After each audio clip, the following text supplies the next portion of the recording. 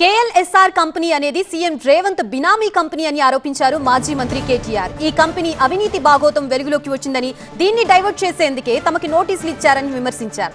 రేవంత్ వాడుతున్న కారు కూడా ఈ కంపెనీ పేరు మీదే ఉందన్నారు. ఇటేమో రైడ్లో అక్కడికి వెళ్ళి ఇక్కడ డబ్బులు వచ్చినట్టు కనబడుతుంది.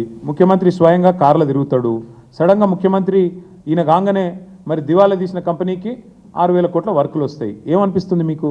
మళ్ళీ ఇంకా విచిత్రం ఏంటి, ఈ కంపెనీని ప్రోబ్ చేయండి అని చెప్పి సుప్రీంకోర్టు ఆదేశం ఇస్తే, జనవరి 23 నాడు ఆదేశం ఇస్తే మా మీద వెంటనే వరుసగా ధారావాహికంగా హరీష్ రావు గారిని, నన్ను, తర్వాత సంతోష్ని, తర్వాత కేసీఆర్ గారిని వరుసగా జనవరి 22 ఆదేశం సుప్రీంకోర్టు.